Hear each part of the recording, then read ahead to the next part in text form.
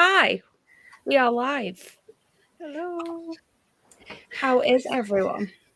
Excited? Good, thank you. We're going to give a little bit of time for people to actually join the live show because obviously there's just been an announcement for a certain readathon that's happened, and I feel like there were a lot of people in the comments over there. So give people time to make their way over. So before we actually start talking about the book, just how is everyone's day then? Long. Stressful. Long. I feel like everyone's the same. Like just long. I still feel like it's January. The amount of times I wonder what day it is today, and I've had to go, it's the beginning of a new month. Like, you should know this. I keep scoring for how many calls I make, and I kept on accidentally putting 1/1/23 because I put the date, and I was like, nope, 1/2/23. I was like at the beginning of the year that like I couldn't get in the routine of putting 23 at the end of it. So I was like, no, it's obviously 22. Yeah, no, the first couple of days I wrote 2022, I'm like, I've just thrown myself back a year. I think we've had people start to arrive. Like, it's not staying. I wonder why. She's not a fan of this book. But wanted to show support. Oh, please go back to tidying and reading the book that you need to read for tomorrow. That she did not realise she still had to read. Bear in mind, she'd not started it until about 3 o'clock this afternoon. And then she was like, oh, I forgot I need to read Lady Midnight. Oh, Jesus Christ. Hello. Hello.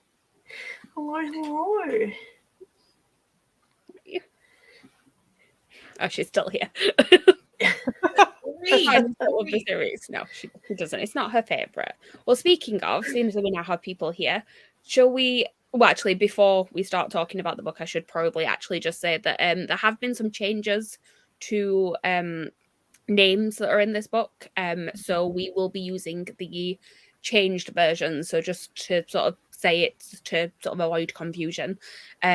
If there was a place in the original publication of the book which is called Ashka, which is now called Isia instead, and there is a character that was previously called Adonai and is now called Marius, which, yes, I will start singing Les Mis lyrics every time I say that name. I literally read the whole book, and every time I got to that name, I was like, Marius. I spent the whole book. It's fun when you listen to the audiobook because you can hear where the narrators had to redub over it. It's so weird. Oh, really? Oh, okay. And I'm glad that you said the name of the place because I didn't actually know how to pronounce it because I don't do audiobooks that very often, so I never know the names of how you actually say it.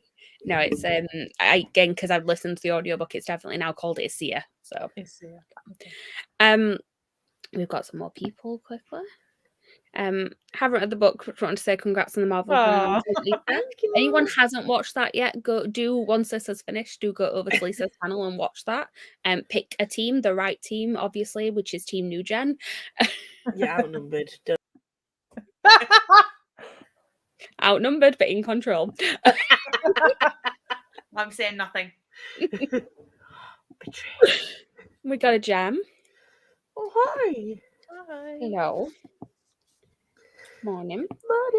The reason for the changes was because that the names that were used are part of Judaism, and that it was some people had sort of rightfully mentioned that because there is things to do with well, they weren't meant to be Jewish characters, but there are things to do with like blood rituals and things like that that have historically been used in not very nice ways.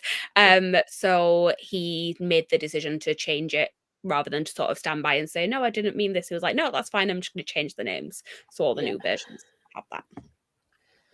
Listened to the audio and didn't notice the dub. I was listening to it at speed. So was I, but I did notice.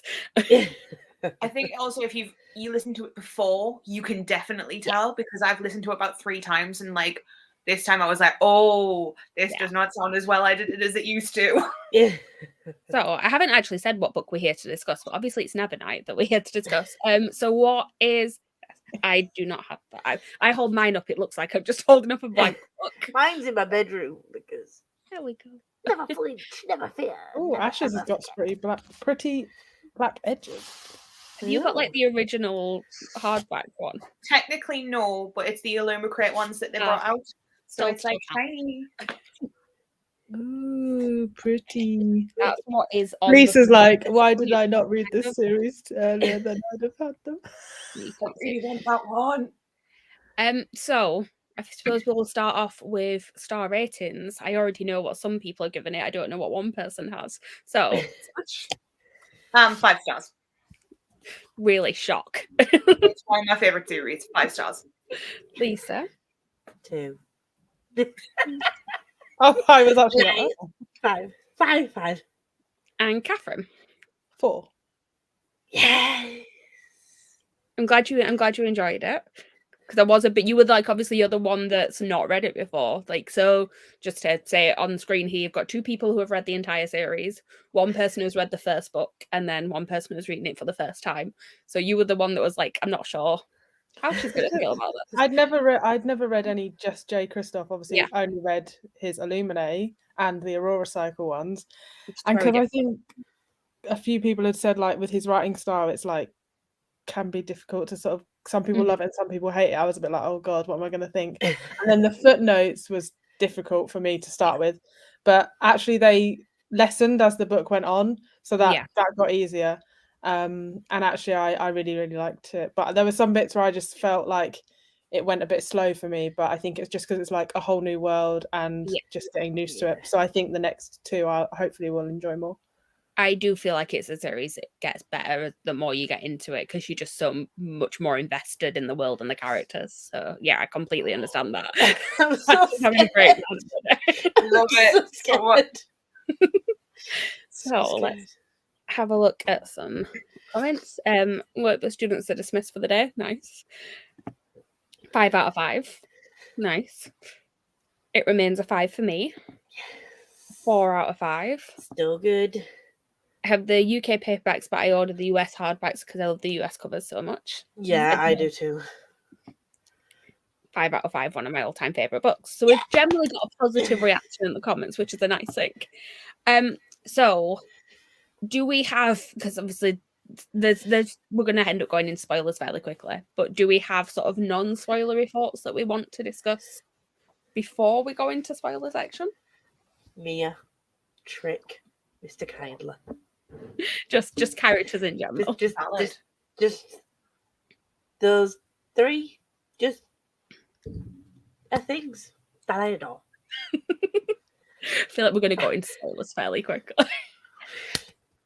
I think, well, something you can talk about sort of without spoilers is sort of, as Catherine's already mentioned, obviously the writing style is quite different to what you get in a lot of books.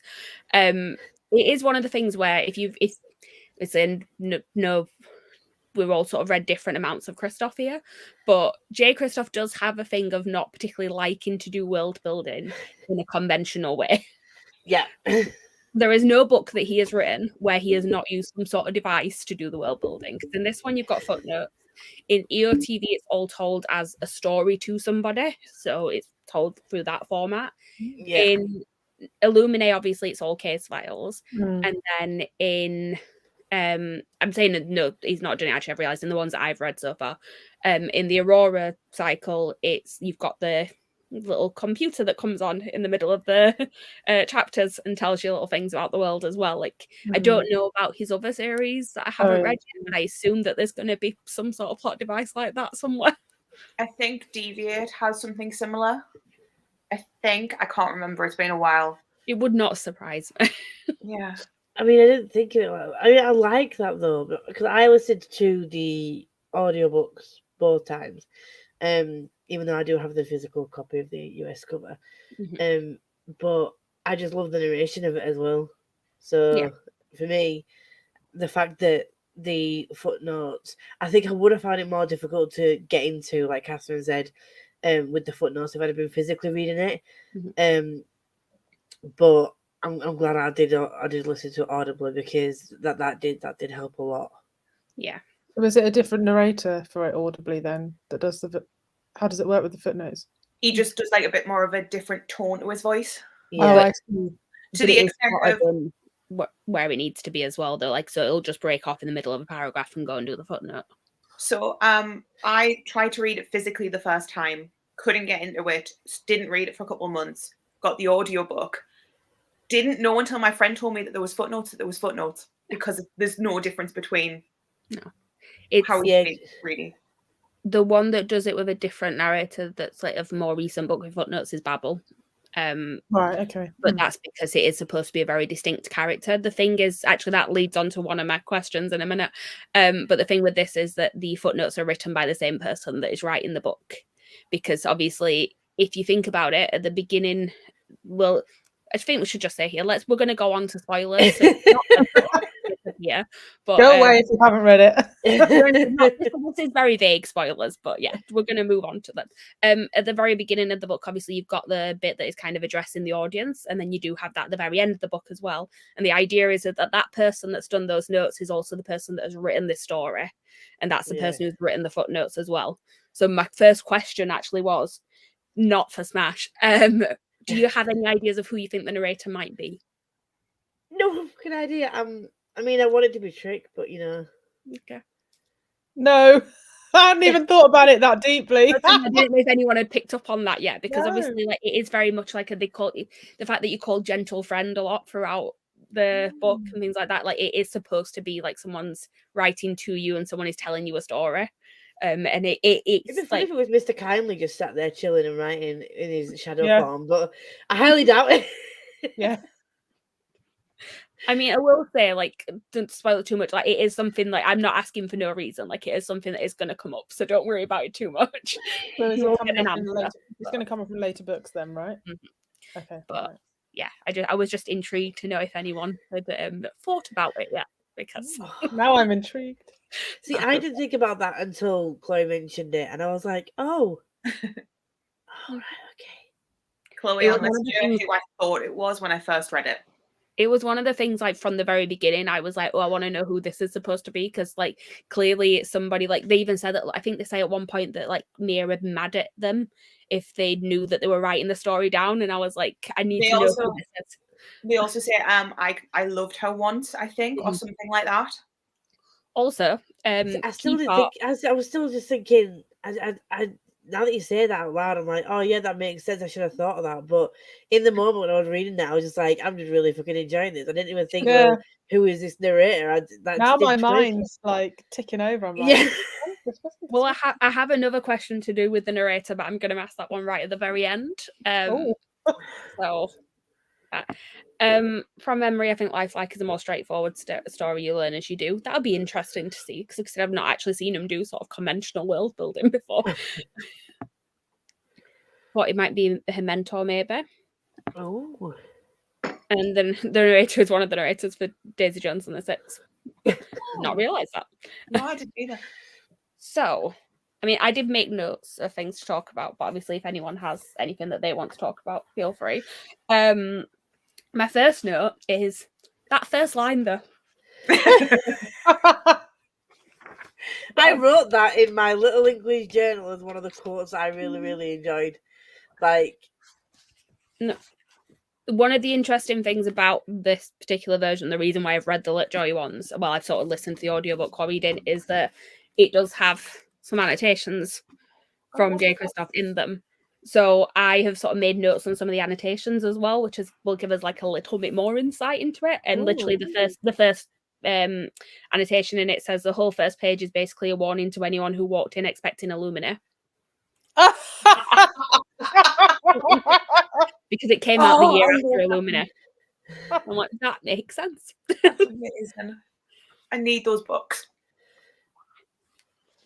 What I will say, it's not for you actually, it doesn't matter, but if anybody in the comments, if anybody is thinking of getting the Litjoy editions and they get them before like finishing the series, do not read them with the footnotes before you finish, because the amount of things where it's like, oh, that's foreshadowing for God's Grave, that's foreshadowing for Dark Dawn. Like, there's one particular character that is talking about why he made choices for this particular character, and I'm like, no, if you have it is the character you're probably thinking it is. And I'm like, if you've not read the further ones and you're reading it in here, it very, very much spoils something. Right. Only Oh, I read think them not. once you're a die-hard fan and you've read all Yeah. 3. Only read one reread, basically. We've got Jem thinking. Oh God, don't hit yourself. We're still lovely to our friends here. But yeah, so when you read the first sentence, were you like intrigued about it? Were you anyone put off a little bit by it? I was just like, who's gonna die? I was just sat thinking, like, what a way to open. But I read this after I did EOTV, so it seems to have. Yeah. Yeah, I was like, oh, so this is the thing that he does, and I love it. I love it. Yeah.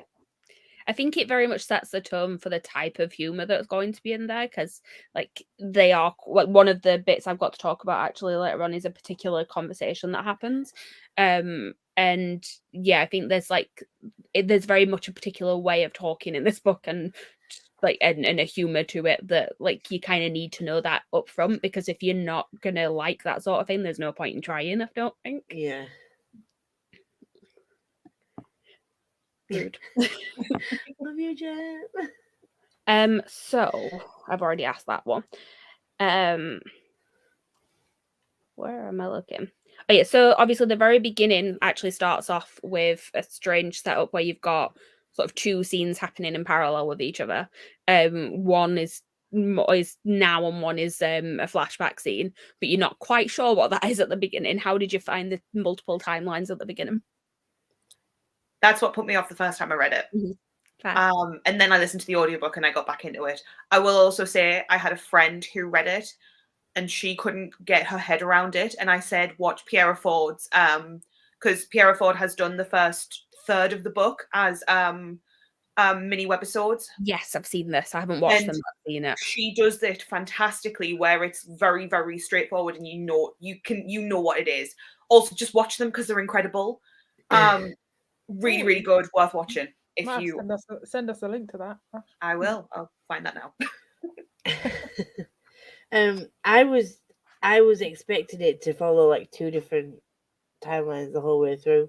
And when it didn't, I was a bit like, oh, a bit strange. But once I passed it, I didn't really think about it again.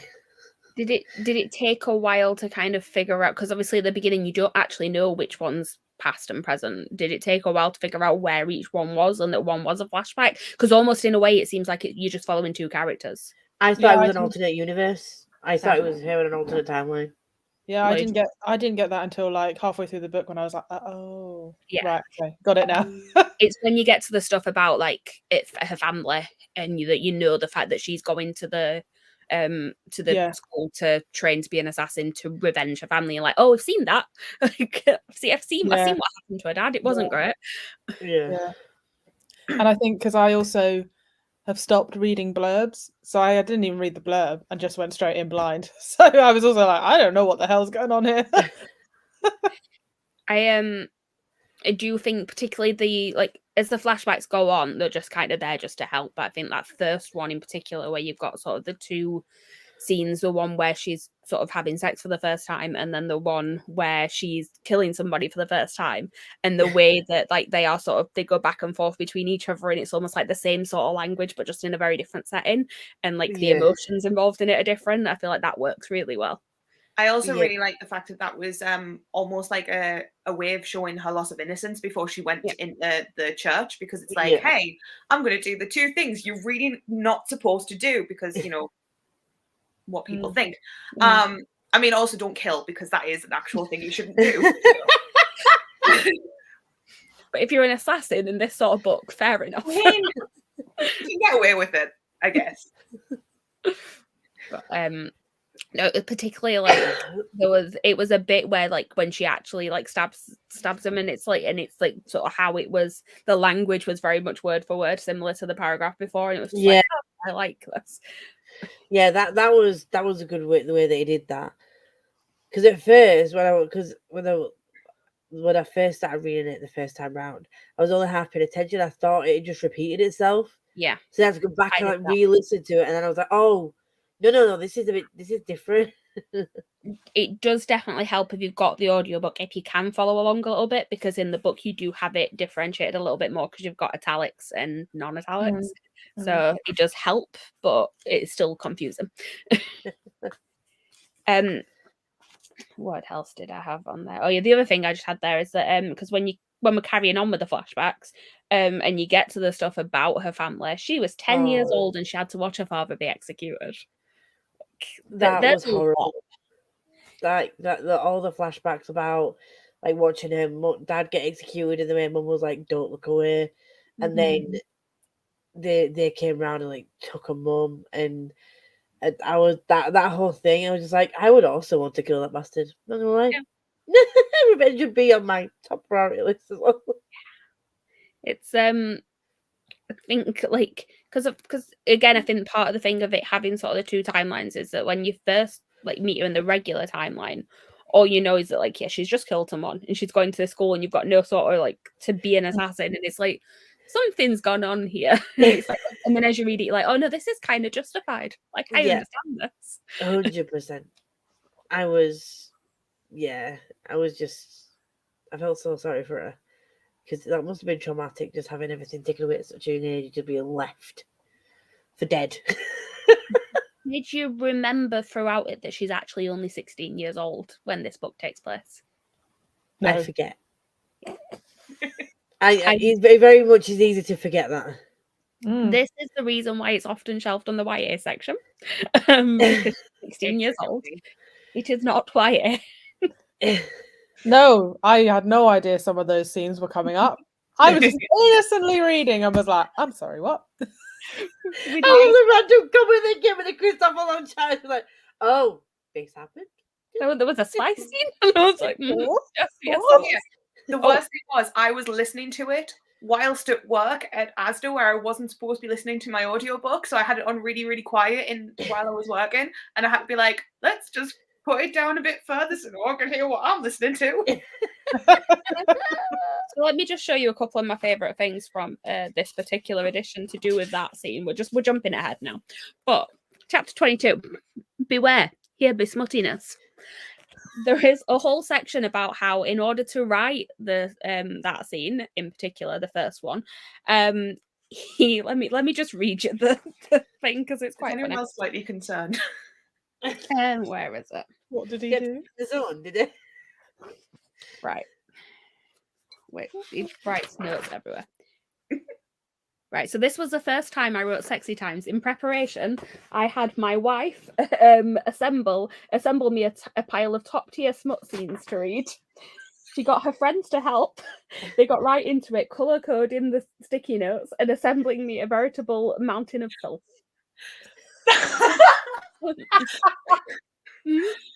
I want that list. I was reading it though. I'm like, that's the sort of thing we do. We'd be like, you need references. We've got them. It is fine.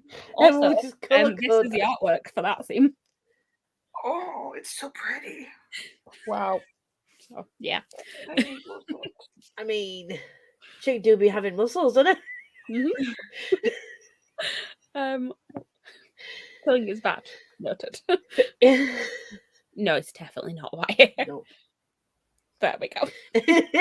Dirty. I did do research. I listened to it at work today, working from home. Someone called and I was like, oh God, no, don't speak. Not again. My next note on here just says Mr. Kindly with a love heart.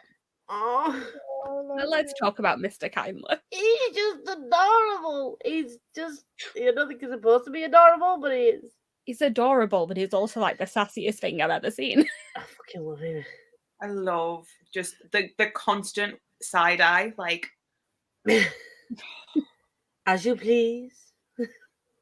So how do we feel about sort of like what we know about Mr. Kindly as like a concept at the minute? Because obviously you know that she's this thing called a Darkin. You don't really know too much about that.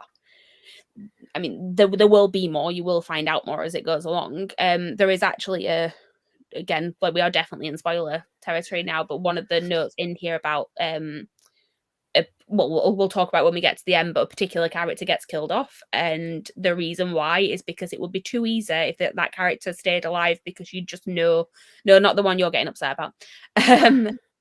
It'd be too easy because you'd be able to find out everything that you need to know about what she is very, very quickly. Right, So they killed him off so that he couldn't answer anything. Oh. But yeah, how do you feel about, like, do you trust Mr. Kindly completely? Do you think there's something a little bit weird about him? I think he's strange, but he is the darkness, isn't he? He's the shadow, so he's supposed to be kind of that. But obviously, he takes away a fear for her. So I don't know. I want to think he's a good egg.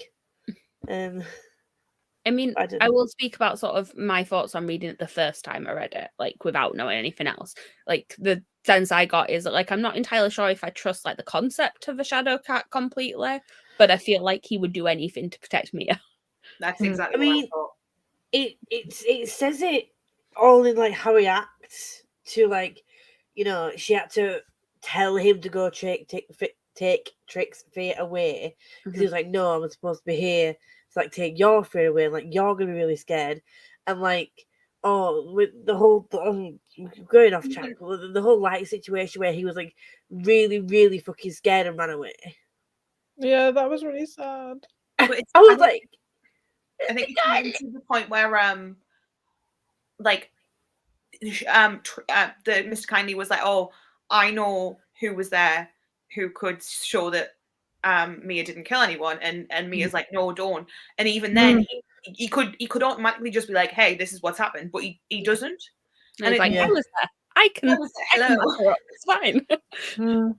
I love that bit where she's like, please no, please no. And he's like, with me. I was there. I love the voice that he does. Like, this is what you missed out on the voice, Catherine. So if you do reread it at any point, listen to the audiobook, because the voice that he does for Mr. Kindly is just like, it's like soft. Again, though, I will voice. say from reading it physically, there is a way that is represented in the physical read. All of Mr. Kindly's dialogue is written to font sizes smaller than everything else in the book, and it's to signify that he speaks really, really softly. And then when you get to Eclipse later on, she growls. well, I believe everything's written in capital letters for that one. Still smaller, but yeah. Oh yeah, at the end it's in capital. Yeah, that's because that's Eclipse instead. But again, this is the joy of having the footnotes in here. Let me just catch up on the comments. I hadn't even noticed it was smaller, but that's probably my eyesight. It's subtle, but it's like, once you know, it's quite interesting. Yeah, I can see it now. Yeah. It's like they know what was calling me at the worst moments. That friend group must have had the best time making that list. He's a sassy cat. Yes, he is. He's sassy.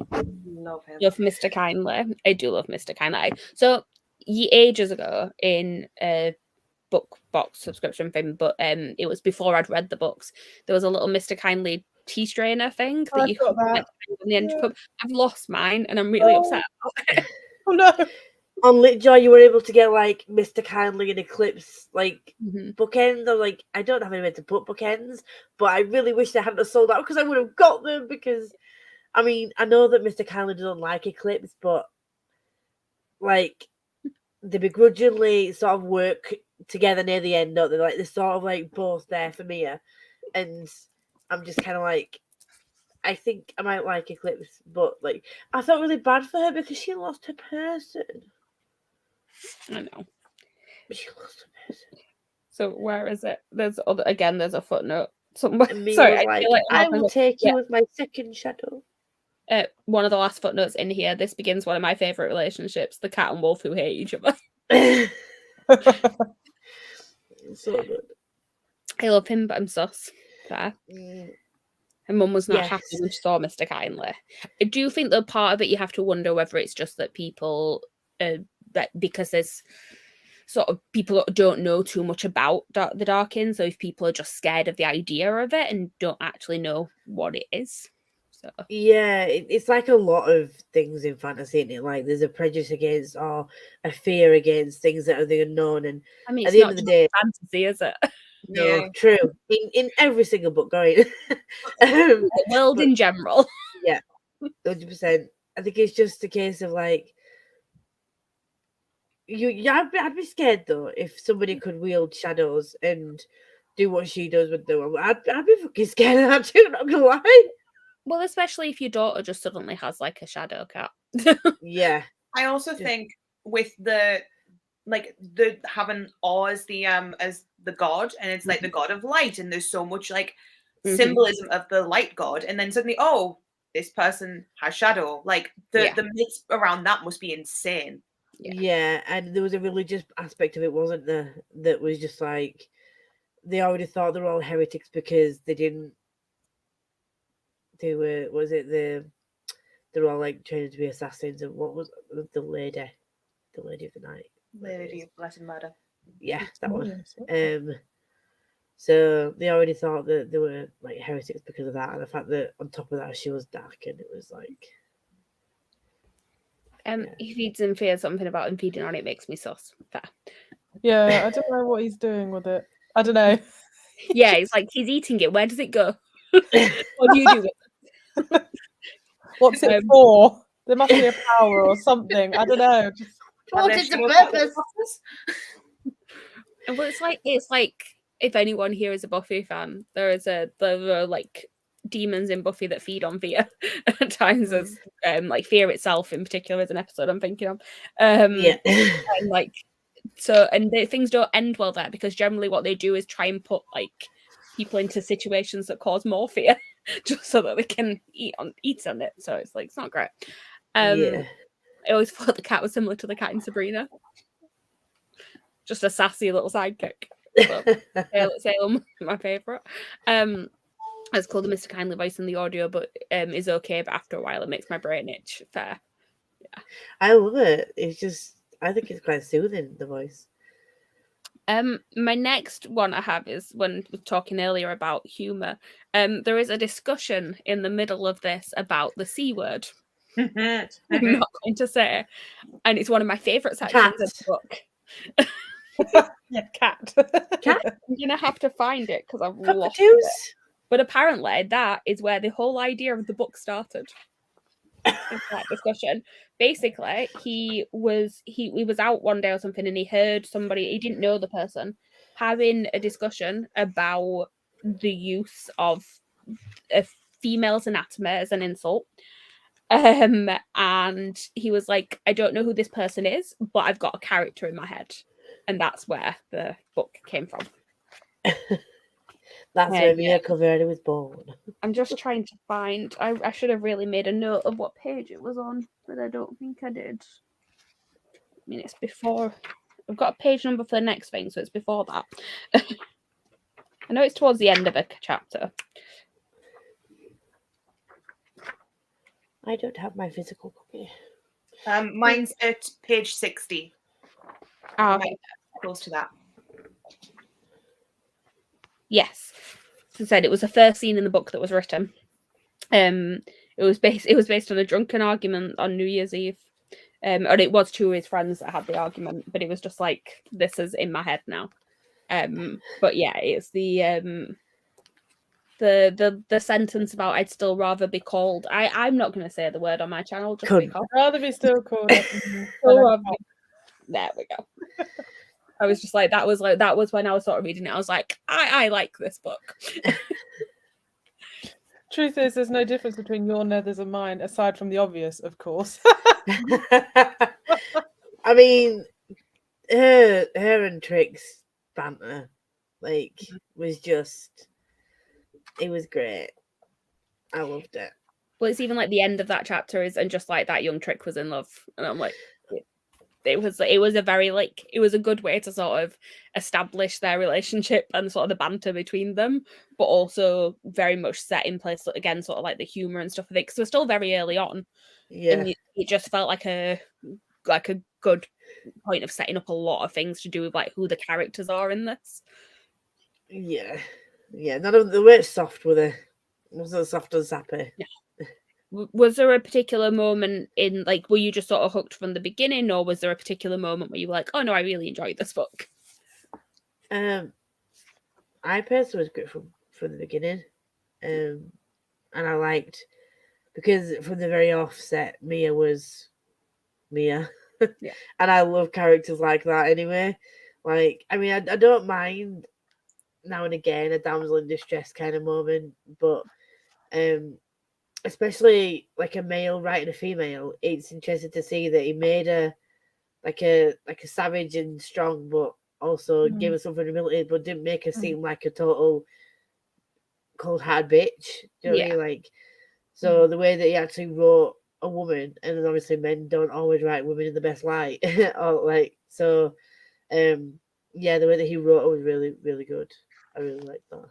I think for me it took like maybe over the 100-page mark, and I think it's because I was just like still, like I said before, trying to get like used to everything and used to the way it was written. But I think when she like was starting to come together with everyone else, that was when I was like really more invested, because I like so when she got to the church, I'm guessing when she got to the church, and it's like I think Jay Kristoff is really good at writing like found families and like groups of people, and then that's what I really, really liked. And then at the end it started to introduce, you know, these sort of like trials, and I was like, I really like that in books as well. So I was like, this is now bringing lots of different things together, which I really, really like. Yeah, this is actually going to lead me on quite well to the next thing I've got written down, but I'll just catch up on comments first, because I know this next part is going to be a discussion. Oh no, imagining Theodore in the corner somewhere. Love that conversation. Amazing conversation. Also makes perfect sense to me. So speaking of like, when she gets to, so obviously said we've already met Trick, we've already sort of established that banter, and I feel like that was a really good sort of setup at the beginning. Obviously, when she gets to the Red Church, she meets some other characters. Now, we're going to ignore anything that happens in the latter half of the book before things take a turn. How do you feel about certain characters? Because one of my favorite characters at the beginning is a character called Ashlyn. Yeah, I loved Ashlyn. I thought, I was like, oh, she's gonna be such a, like the female confidant. She's the friend that's like, she will tell you how it is. She is very, very confident. Which again, she goes across as confident, but she came across as quite caring as well. Didn't come across as a total bitch. And she was just like, yeah, I'm great at this, and I'm gonna smash it out of the park, sort of thing. But like, she was totally there for everybody as well. And yeah. Well, we will talk about the later part, but right now I'm kind of trying to go through in order so that we don't miss anything. Yeah, but, yeah. Like, I feel like the group that's sort of established at the beginning, obviously, when she gets to the Red Church, like, there are other ones that you don't see as much, but the ones that I sort of remember and focus on is obviously you've got Trick, you've got Ash, and then you've got Jessamine, who I hate. Yeah. I just, whenever I read the word Jessamine, I was like, I just thought of Shadowhunters. Yeah. And I was like, another Jessamine that no one likes. Yeah. I've That was my thought as well. Like, another Jessamine that's a bitch. I mean, seriously, is this just a bitch name? Yeah. We will get on to the ending in a minute. Because I just there's particular foreshadowing of things that I've got on my list of things to talk about. Another random thing here is that let me find the actual quote, because I have a quote for this one. It's a hard one to talk about because there is a twist at the end. Like, I don't want to miss earlier things by just going like straight on to the later part. So, and these are literally just things. Right, so there's a bit in is it one of the footnotes? Yeah, one of the footnotes, it's on page 130 in this one. It's about the language of cats. I love that. It's one of my favourite bits. It's like, oh yes, cats speak, gentle friend, doubt it not. If you own more than one and can't see them at this particular moment, chances are they're off in a corner somewhere, lamenting the fact that their owners seem to spend all their time reading silly books rather than paying them the attention they so richly deserve. I legit just thought of Catherine, I'm not going to lie. I just thought of Fluffy and you. Fluffy's sat there like, why are you paying attention to that book and not me? Like, this time around, like every other time I've just laughed at it, but this time around I was thinking about it. I was like, oh, I wonder if Fluffy thinks that. And then there was one point where actually earlier, like in the beginning of the book, they mentioned the word fluffy, and I was like, fluffy? Also, on the next page is one of the quotes that's become very synonymous with this book series, so much so that I believe I have it on some merch down here, which is "Too many books, too few centuries." I feel like we can all relate Where's to that. that from? Oh. Mhm. I knew the And one on the front, like I'd known that one for ages, but yeah. it's just underlined and it says truth. I just love that in any form of thing, Kristoff just kind of goes, books are the best. Yeah. Like, he's not wrong. Yeah. He's not wrong.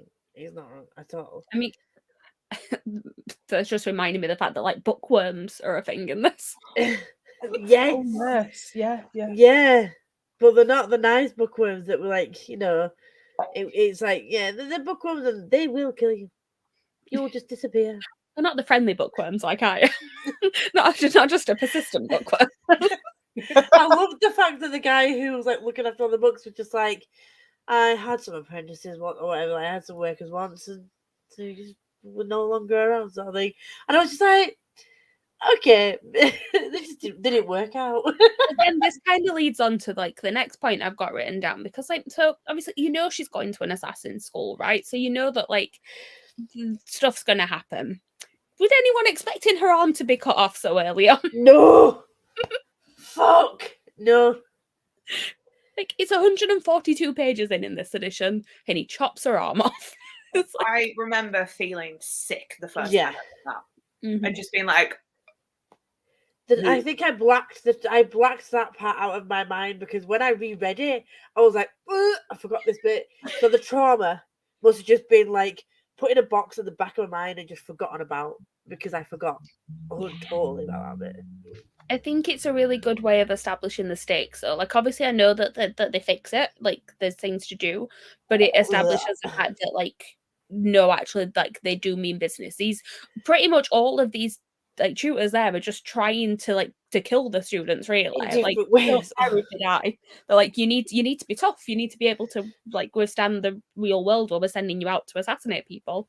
So if you can't withstand being here, then you're not going to survive out there. So, you know. Yeah. I also loved the fact that, so you had that, and then you had the other tutors who were doing similar things. Yeah. But they were the nice tutors, and you were like, oh, they're not going to do anything. Oh, no, they are. Yeah, like Spider Killer with like this poisoning and things. And it's like, well, yeah, but they liked the tutor. And it was. Oh, it was even, what's her name? When they went to the ball as well. Like, oh, have fun. Yeah, that was fun. I couldn't. It was just no. Made me feel so sick. The gasp that left my mouth when that happened. Oh my days. Same. It definitely set the tone. Yeah. It was just like, yeah. And I think I was trying to say that. But I definitely said it just so it was one of the moments where I was like, this is awful, but also I love this. Like, I think it's one of the things that kept me invested with it. And then obviously that then leads on to her not being able to participate for a while. So then she ends up going to I can't remember the character's name who does the plastic surgery, basically. Marielle. Yeah. Well, she goes to the other one to learn the art of seduction first, doesn't she? And then it's like, we're gonna make you all look pretty. Yeah, that never sat right with me, and the fact that Trick didn't get it done was just like right. So this is actually, again, from the footnotes in here, this is a main scene in this book that he still gets comments about, and about like people not being happy with like the fact that it basically makes them all hot. So he said, like, I'm not saying I agree with it when I write it, but the simple fact of the matter is life is easier for pretty people. Is like, and if they're going out into a world where they need things to be easier for them, then yes, I'm going to put it in there. I'm not saying it's a good thing, but it is literally the way the world works. Yeah. I think it was really interesting the way he Mia recognizes it on the tutors as well. Like, she's like, oh well, I can't remember her name. The old woman, what's her name? Oh yeah, I'm really bad. So like the the one who's basically like the top apart from Cassius, how she's older. Drusilla, that's it. Mother Drusilla. Yeah, so she's there and she uses her face and her oldness as a kindness. So she like people are more like, oh, it's a lovely old little lady. Like she's not gonna harm us. Like, so I kind of liked how he kind of got Mia to pick up on those things when she was having this done, because it was like, oh, this is probably how they get around, and this is how they get trust.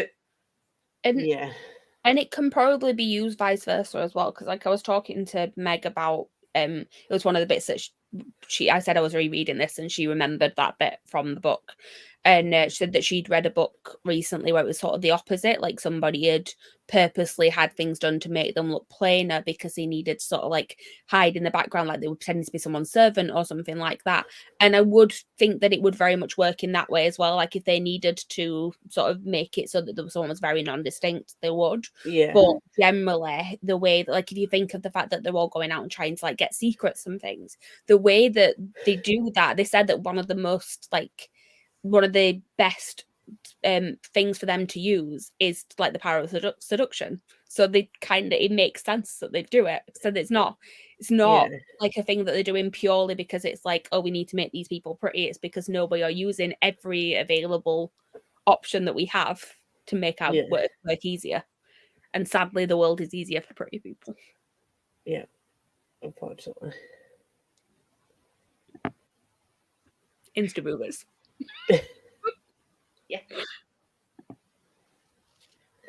Yeah, 100%.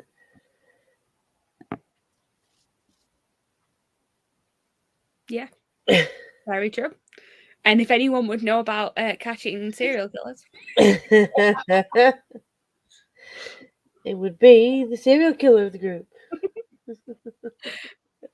Jen's like, I will make sure I have no distinguishable features. My next note was literally just all the tutors are just trying to kill them, because I think this was when they all got poisoned. Yeah, like that shocked me. I mean, obviously at first when he cut her arm off, I thought he was just pissed that she shot a challenger. She was being a bit of a smart ass, wasn't she? So I thought that was him just being an absolute twat and just, making an example of her, like, don't speak to your shooters like this sort of thing. So then when they got poisoned, I was like, oh, it's not just him.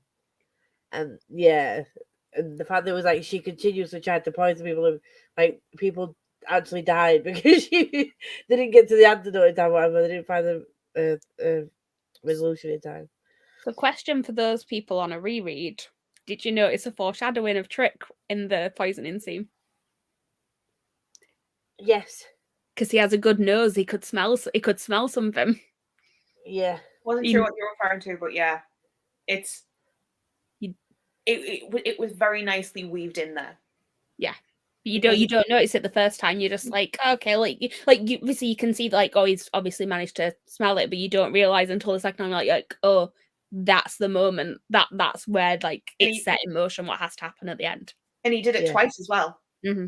Because obviously he did it in the first time that they got poisoned, and then when they did the one from the ceiling. Yeah. And he literally opened the door as they were locking him in, and he was like, "What's going on?" And they're like, "Oh, fuck off." I know all about serial killers. Put up with arm tattoos. Yeah. When he was it was slightly heartbreaking reading it a second time and being like, oh yeah, why did you do that? Just keep it to yourself. Yeah. I was like, if you hadn't have opened your mouth and said that you could smell things that were off. My next note just says Jessamine, because I feel like she had more of a part at that point. Like, I just dislike her as a character. On to let's talk about Trick a little bit. So the next bit just says Trick's sad story. Oh, yeah. How do we feel about Trick as a character? Like, I love him. So my sort of thing with Trick is like from the beginning I was like, oh, okay, like he's fine, but he didn't feel like he had very much to him at the beginning. Like he was just there sort of having banter with Mia, and I was like, okay, but like what else is there? And then when it got to that point where he sort of like explains a bit more, about his background, I was like, oh, okay, no, like he's a little cinnamon roll, and I don't like. You kind of almost can't imagine him being at this school like for assassins, but then again, I will say something else later on about him that like you also then sort of it's a bit strange, but yeah, But how they always have tragic backstories, don't they? Bless them, poor sods. But from when we first met him, and the way that him and Mia met, I kind of expected there to be more to him. I don't know if it's just because I've read a lot of books where, or the characters can sometimes initially come across as quite like one way, but then they'll have like a, you know, every fantasy character generally has a tragic backstory. So I knew something was coming, but I didn't expect it to be that. And we found out why they called him that name. That was just like the heartbreaking moment. I was just like, you poor bastard. yeah. It was the thing of like how he got his like tattoos and stuff, and it was just like no. And the fear of the blindfold gets me every time. Yeah, that bit. But that well, the first time I read that, it reminded me of Green Mile. When it was like, don't put the blind, I don't like the dark, or they tried to put the blind. Oh god, I was like, oh, I don't like this. I don't like it here. No, don't like it. Yeah. Yeah, every time anything was revealed in front of Ash, I was like, shut up. Yeah, on second read, you can do that. The first time, you're just like, yeah, fine. Like, he's genuinely trying to help. Feels like, anyway. Lived in so much, kept waiting for his death to reverse, but alas. Yeah, this is the one time. I mean, I know I've said plenty of times I hate the resurrection trope, but this is one time I wanted it to be a real thing. It's like, ta-da! She just caught she didn't catch me in the heart truly. It was just a little bit of a deep gash. Like, the next bit I've got down about is the sort of punishment scene. Oh, that was heartbreaking. Yeah. No. No. Like everyone's thoughts, I just no. No. Like, it's so well done, but at the same time, no. No thanks. I mean, I kind of saw for the first time reading it, I kind of when they focused on it with it happening with Hush, I kind of expected at some point that one of those would have been beaten, because I feel like they would have focused so much on that particular thing if it wasn't going to be something that they came back to. And then obviously when it happened with those two, I was just like, I don't like this. That is just horrible. And people just stood around watching. I was just, no, fucking cold hearted, that in it. And Marius and Marielle, the way that they like, she loved it. She's sick fucking bitch. Like she's sadistic in share. Like she's enjoyed inflicting the pain. I was like, oh, you made me want to vomit. To be fair, they warn you about that when Mia goes to get her face changed. Yeah. They literally say, like, she likes inflicting awkwardness and pain. She likes making people feel this small. And then you see how much she actually does later on, and you're like, oh, don't mess with her. I don't like it. I mean, she did that to what's her name now? When she did that to her face. Lottie. No. Right. Yeah. Maybe. Yeah. Oh, Nave. Nave. When she did that to her face, didn't she? I hated her from that moment when I found out that she did it. I was like, oh. She was weird. No, I really don't like her. That's just horrible. I love Nave. I'm just trying to find something in here. 1 second. Nave was just the fact that she when she was speaking to Mia, she would call her she and her rather than like say like you. She's still speaking about her. It's like, is that third person? Yeah. I liked how there was different ways that different characters talked. So like you had the speaker and the weaver who talked very like Shakespearean almost. And then like it just differentiated them from like what they've done in the past and gave them a bit of backstory without giving them backstory, which was nice. Yeah. I like that too. What are you looking for, Chloe? It doesn't matter. So, 1 second. So I realised there's some things that I didn't write notes about because I kind of towards the end of it I was just like too invested and I stopped writing notes. So in general we haven't actually spoke about sort of I know we spoke about Trick in general. How do you feel about sort of the development of their relationship as it went along and sort of actually leading towards becoming something more romantic? I'm glad it didn't jump straight into it. Mm-hmm. I feel like that would have been a bit too easy. It was supposed to be quite difficult for him, wasn't it? And they're both very closed off people, so if they were just suddenly like all over each other, it probably wouldn't have rang true to their personalities. Yeah, so I'd probably say that. Well, I find it interesting that even when it did sort of get more sort of said being a more romantic relationship, it also wasn't in a way because at the end of it she says like I didn't love him. But when she finds out she says I didn't love him. I really liked how it went from a friendship of convenience at the start, and then it developed into a real friendship, and then it developed into a bit more. Because it did feel more natural, and it did feel like, oh, like, you know, like you get those people where you go, I have to hang out with you, so I'm just going to hang out with you.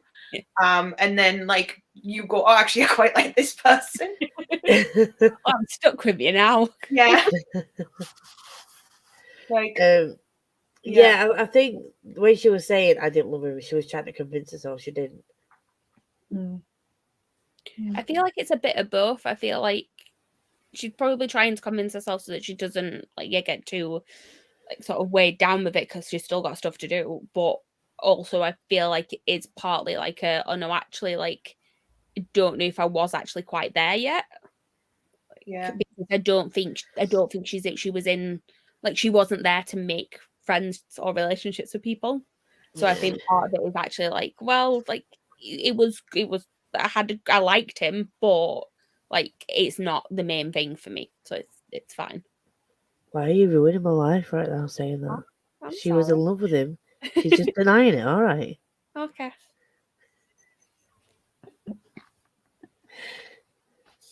Forecast about forecast. Yeah. I feel like it was just like said not quite there yet. You have to remember as well, she's still very young. And Ashlyn just took it all the fucking way, and she doesn't even have a chance to find out if she could have loved him now. We're gonna get onto that bit in a minute. So I'm building up to it so you can get all your feelings out at the end. So obviously then you've got we'll start on the end section now. So obviously you've got the trials of like they've had all these lessons and then you've got the trials for each individual thing. How did we feel about that? Like, is there any particularly that you enjoyed more than others, or?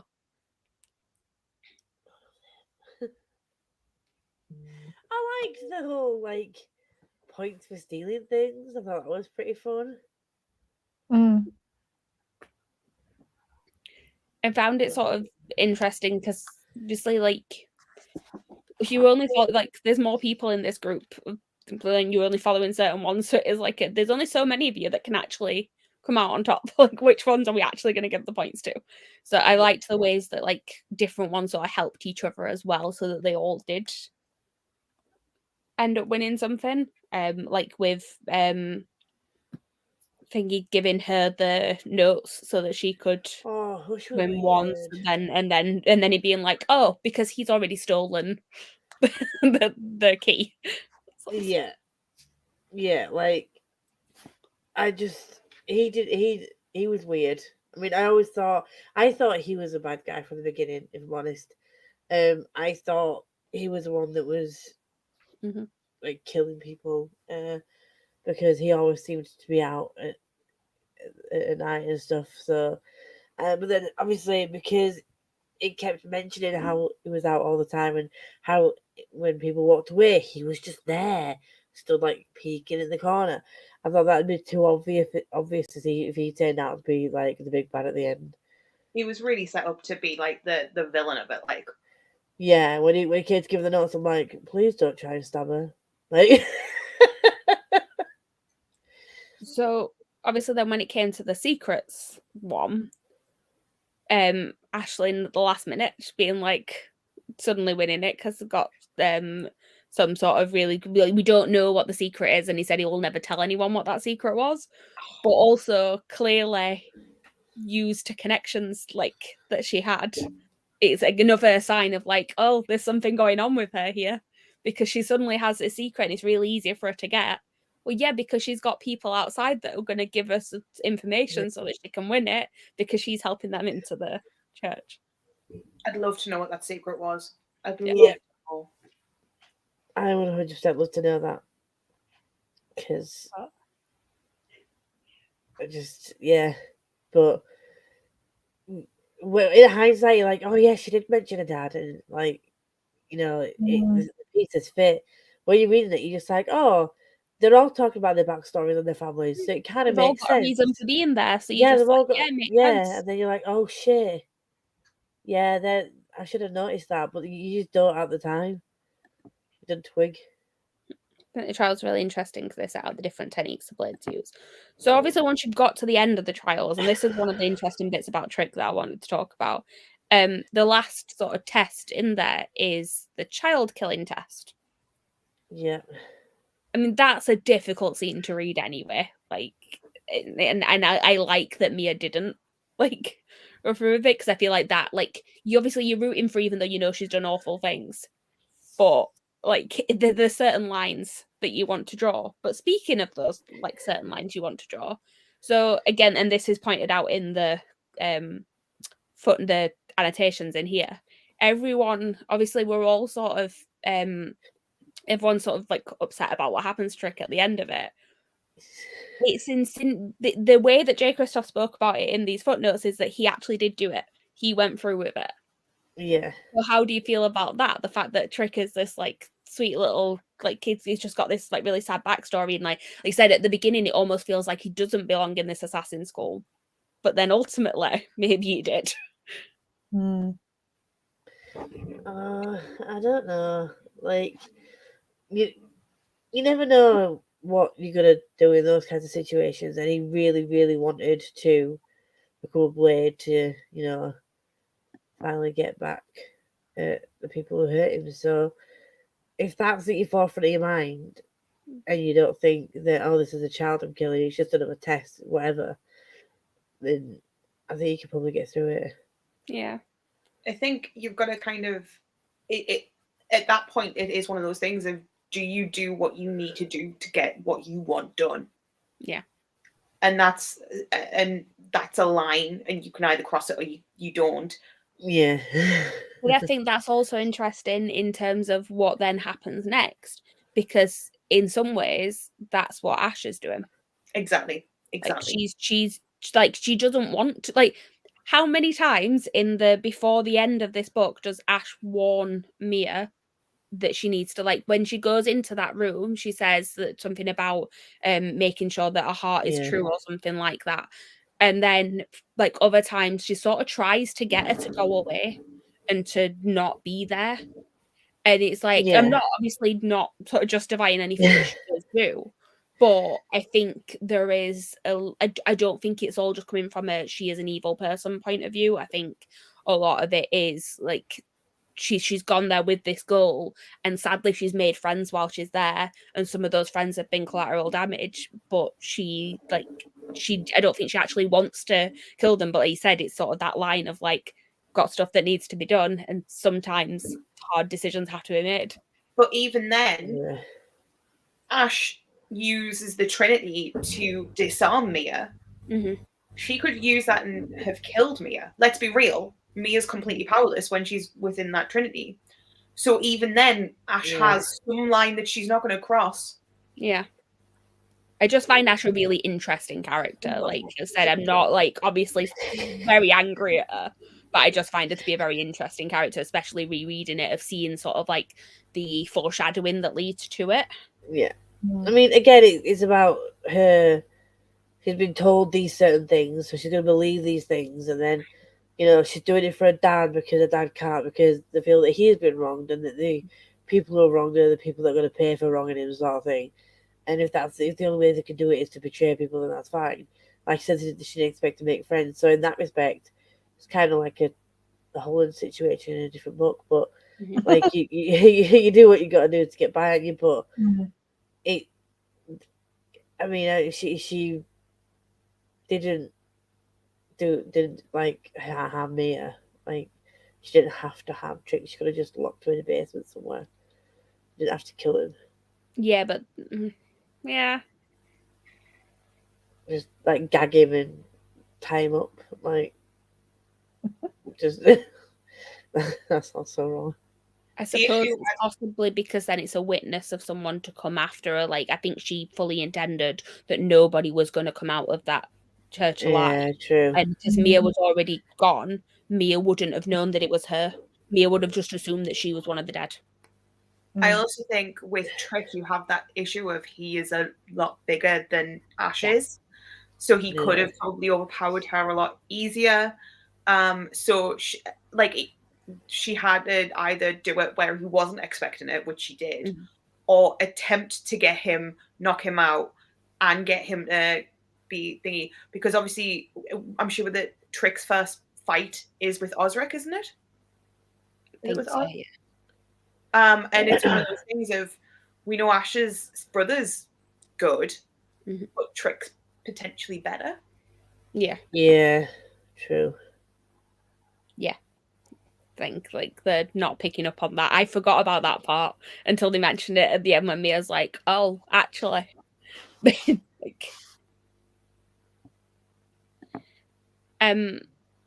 Yeah, so my next note literally just says bye Trick. I'm sorry, Smash's face I'm laughing at. So, is Lisa going to cry on the live? That is the question. No, but why? So we've obviously started discussing it, but did you see it coming? No.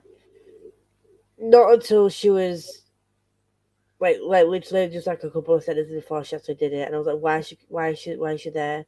Why? It still didn't click. About him being able to smell the poison or whatever.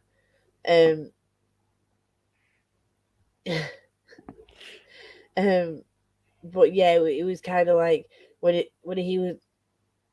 I think it was when he said, "I'll hope to see her again" or something. Or I'll see her again, and then I was like, "No, don't say that." And then I read the next bit there. It is again. I feel like part of it is that like the tone has been set very early on of like the fact that like this like.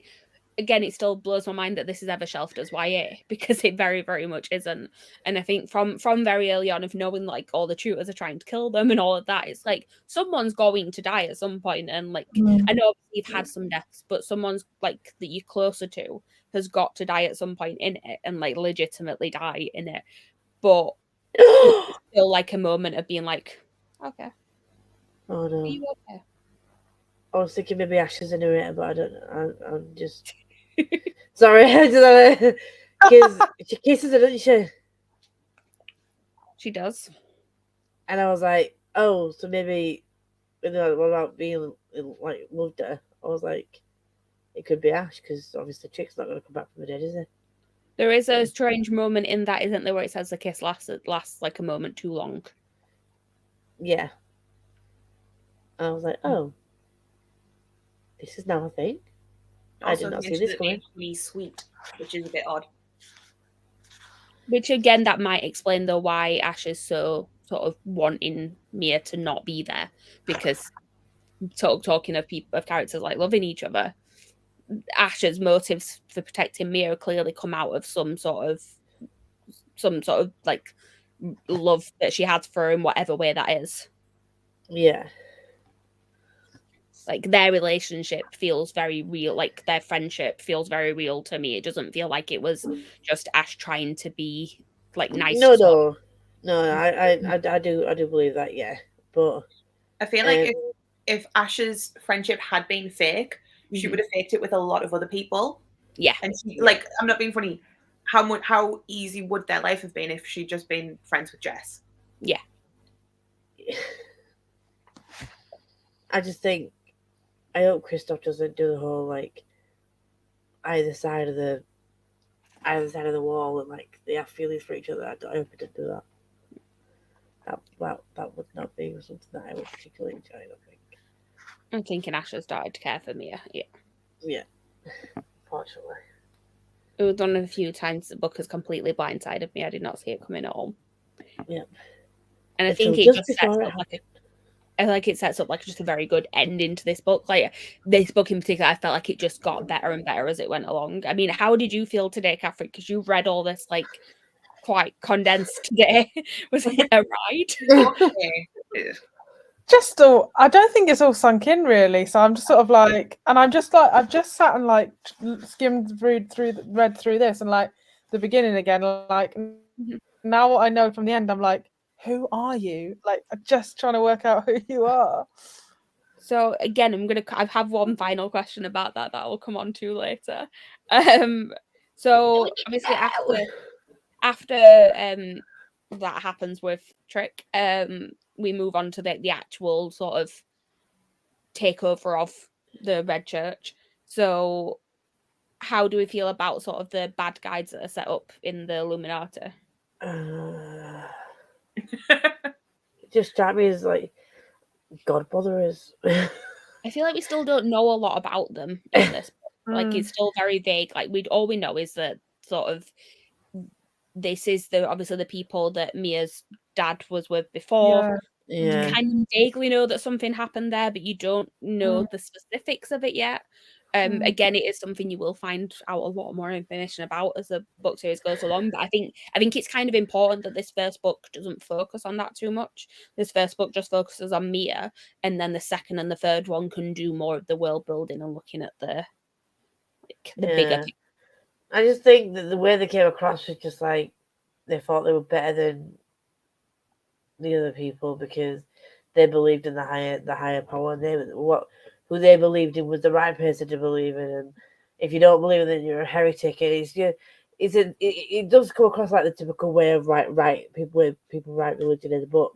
If someone writes anything that's not religious, you've got like people that are like pious on you. It's just like I think as well it worked because you didn't know anything about them. So they were almost like a faceless entity, which I thought worked well when you've come to have such a love for the characters of this underground assassin church. It's characters we shouldn't be rooting for, and then you've got the people who are supposed to be the good guys, but you're just like, no, I don't want them anywhere near. Go away. Don't. Anyone. 100%. My next note just says horse. Horse! That fucking horse bastard. I didn't write his name down because I had this like notepad at the side of me while I was sat next to my parents, and I was like, my dad's gonna question that name. But Mia and that horse. That was just. I've had multiple messages from people reading this book for the first time when they've got to the point where he comes back, and they've just sent me his name, and I'm like, okay, like this, and I have to go, excuse me, is this at me? And I'm like, oh no, we're just very excited that he is back. That was I did not expect. I'm not gonna lie. That was that just proper made me smile because everything happens so quick and it's all so shit, and like so many bad things happen, and then they're in a situation where they're having a fight for their lives, and then the fucking bastard's just there. It's like also the most dickish horse ever. Yeah. Yeah. The thing is that like I remember the horse and like from the first time I read it, but like and it's quite like a memorable thing. So when I reread it, I didn't realize quite how little he is actually in the book. Yeah, it's just such a fun moment when he does reappear. Yeah, you do forget that. You do forget. Speaking of things reappearing, the guy who owns the pub. when she's like, "Oh, by the way, like I'm gonna, you might want to just leave."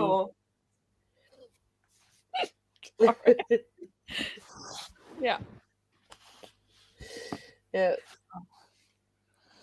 So, how do we feel about sort of where it is left at the end of it? Like after Mia sort of comes back in and saves the day a little bit, but not quite, because obviously we're still very much in the middle of things. Where, like, so my next notes are about Cassius, which is what I was saying earlier about the basically the reason why Cassius has to go is because if he's still in it, it is far too easy for Mia to just be like, so I'm a Darkin, you're a Darkin, what's this mean? What's going on? Tell me everything. Yeah. And the whole point of the trilogy is about Mia slowly finding out about herself and about what that means, because obviously that's tied to sort of the religion part of like what she's fighting against as well. So it's too easy to have him there, basically. Yeah. That was another thing that I didn't see coming, because again, until I can't remember the first time I read this. I think I only read it at the back end of last year, but I wasn't used to traditionally published books. Okay. Killing off like what essentially could have ended up being a main character. Him and Mia could have gone off on an adventure while she tried to find out who she was, and he could have been a mentor, and it could have been that whole storyline. And generally, traditionally published books would go down that route of like mentor mentee, like the begrudging mentor because he's alone and he's been a dark about himself as well. Do you know what I mean? He struck me as that kind of guy. I was like, oh, he's gonna soften to her, and be like, I'll take you into my wing instead. If it had been an indie fantasy, I'd have been like, yeah, fuck, he's gonna die. But yeah, from a trad pub, I didn't expect it. It is surprising how quickly, like in one book, he's decided to kill off these characters, which are like Chloe was saying, could have been really integral to the plot, and now it's like, right, well, you're gone, so let's, you know, what we're gonna do now, type thing, you know.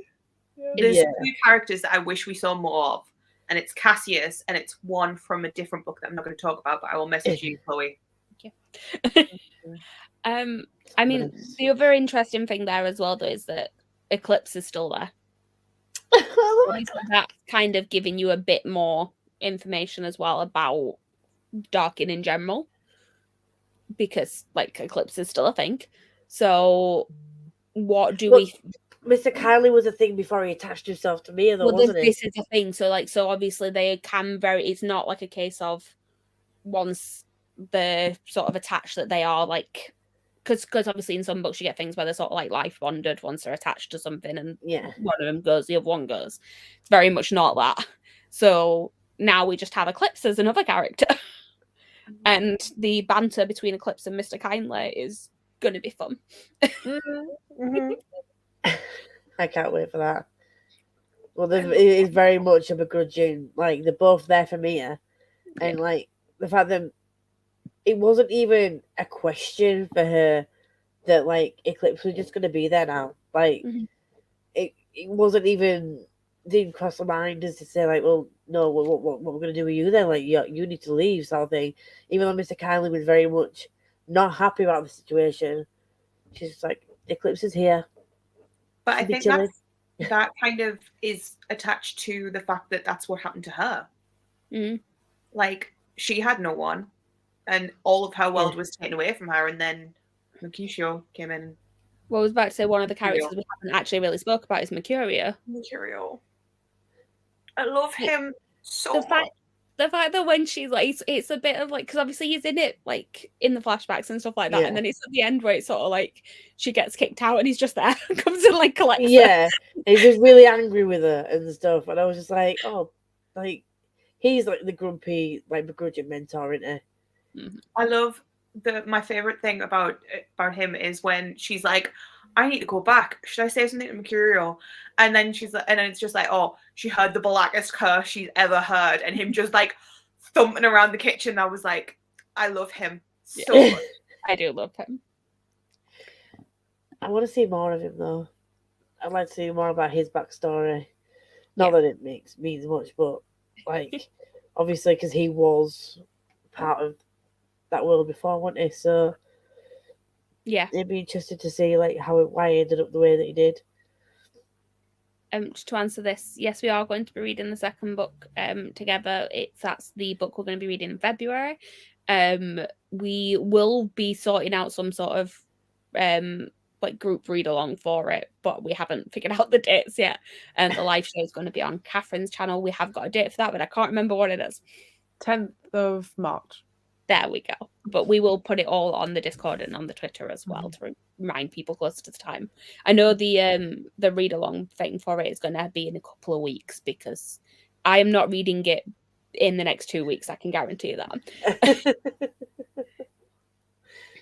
Typos are fine. We are very much used to it on our channels.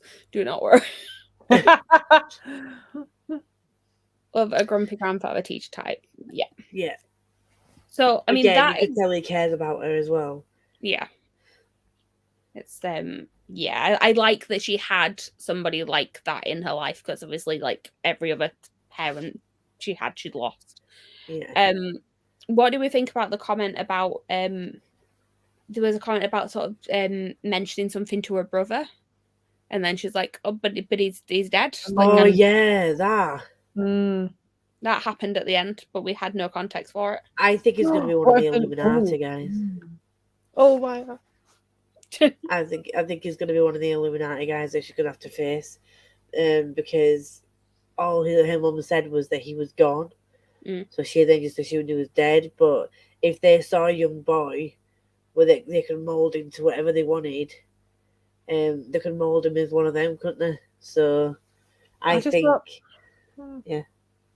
I just think it's so clever how he's dropped in so many things that right now, to me, because this is my first time reading it, are probably just so insignificant that I'm like, oh, okay, cool, yeah, it happened. Can I spoil something a little bit for you? It won't spoil the story, but I didn't realise until I was reading these annotations, he had no clue what was going to happen when he wrote this book. Oh, he's not a plotter. He very much fought, like, so there's bits from the beginning. At one point, he had Mr. Kindly being a bad guy in this book. I'm not saying whether he is later on or not, but like taking over Mia's body and going around and killing people. And her being the one that was actually that was killing people in the school. That obviously would have been a really good book as well. And there was just like various other bits where he's like, oh, originally I thought that this might be a thing, and then it wasn't. So yeah, I mean, there are definitely things that are woven into this one that come back later on, but I think a lot of it is Boris just sort of gone, oh, actually, like I could use this. It's also really, really good once you finish the series to go back and reread them, because of just how many little things are weaved in. Like, there's even stuff that I see now that I've gone, I did not notice that, and I've read this like 3 times. I love as well though that like he's even said when he's writing this, like when it got to like the tricks last bit, he said that like that took him by surprise, and he was just like, no, actually I need to do this. Like it's just something that has to happen. But like, yeah, none of it was sort of planned at the beginning where it's like, this is where it's all going to be. It was just like, we'll see where these characters take me. Everyone writes differently though, don't they? Like some people like to plot it all out in advance. Some people do just like to write chapter by chapter and see where they get. Yeah. Which is making me very terrified for EOTV because there's so much in those books. Yeah. Another one where I wasn't sideswiped. I knew what was going with that one, but still didn't fucking stop the hurt. Oh no. How dare you?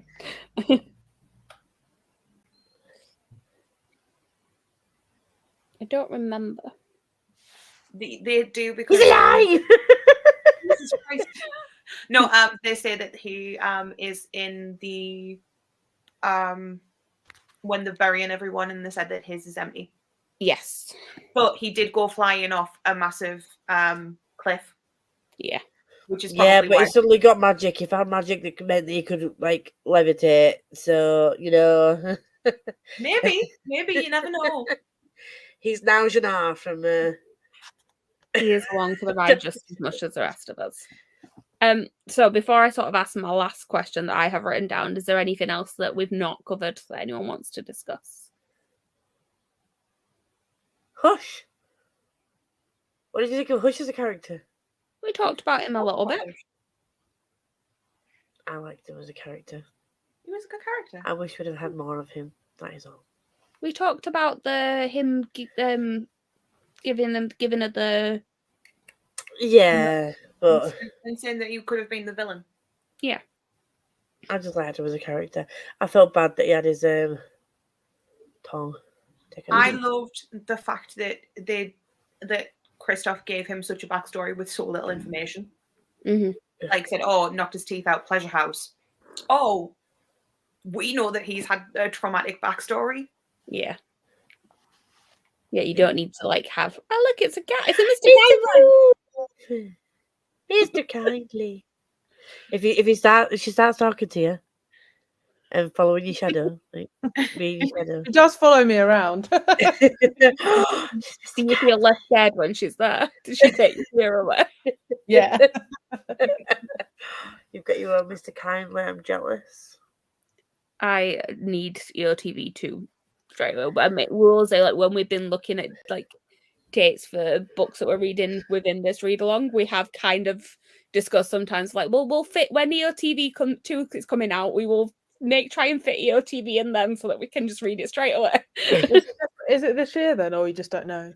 Yeah, so it's up for pre-order on Waterstones for some unknown reason, but there's not been an official announcement of a release date. But on Waterstones it says next March, but that's just a standard edition. It's not any special edition or anything.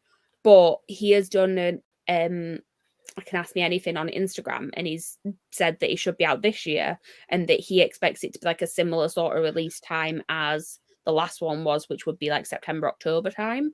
And he has done like his second round of edits, so it's definitely like on its way to coming out, and all the artwork's being like done for it now. So I am expecting September, October, hopefully. You might have survived. Don't take this away from me. Okay. Loved Carlotta. I was sad when she died. Yes. Yeah. Same. She was like a true friend as well.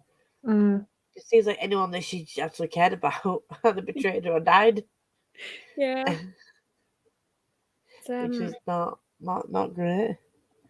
But put me. Oh, the ending where she went and killed Trix's dad. The dad. Yeah. Yeah. Grandfather. Grandfather. And it was some kind of adult. Some kind of adult. Adult male. Yeah, I loved that bit. And then like it's just a nice moment, isn't it? Like, you know, we're still sort of in the middle of like other fights and stuff that's going on, but she's like, I think again it sort of shows who Mia is as a person a little bit, that like as much as she is sort of this badass, like will sort of knock anyone out of her way to get to do what she needs to do, she very much has like connections to the people that she's close to, and everything that she does is very much she tied has a heart. Loves, yeah. I'm looking at my Nevernight like artwork on my walls right now. Garlic. No. I love the like, well, yeah, because one of them is Mia and Trick, and it's very just sad looking at it. Yeah. I don't know where my artwork of that is. It's in I still haven't been able to put it up yet, but I will eventually. His death was deserved. It was. Died so karmically. Yeah. I have no idea where this fucking series is going to go, though. Well, no, so me neither. I have two last questions, which Ash is not allowed to answer either of them. So one of them, well, they kind of tie in together. So one of them is like just in general, where do you think the series is going? Do you have any idea? I mean, I can tell you what I want to happen. I want Trick to come back to life and them to live happily ever after. I'm excited to go to God's Grace. I'm excited to see that. Yeah, the title of the next book makes more sense after you've read the first one, doesn't it? Yeah. Oh, can I just ask about the title of this one? Because I'm like, occasionally, though, most of the time they were using Nevernight with a lowercase n, and then occasionally they used it with a capital N, and I was like, so what is Nevernight? the Nevernight is just the thing of like because of the moons in the sky, like it's never night because of the like it never goes fully dark. I think I just thought that Nevernight when I obviously before I read it, I was like, oh okay, that must just be the place. Yeah. No, so, Nevernight's that.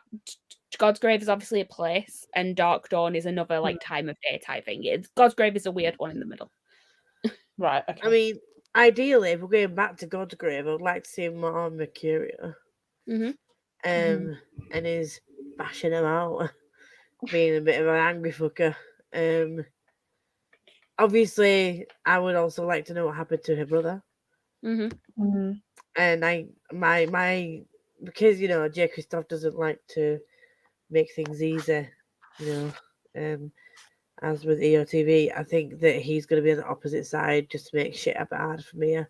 Not like she's been through enough already. Well, that actually leads me on to my last question, but let me just find a bit I want to quote for you.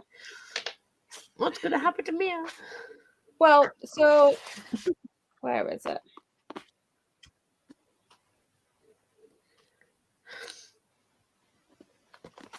All right. So in the very first page, in the caveat emptor at the beginning, we've got obviously this is from the narrator, and one of the third paragraph in, she's dead herself now.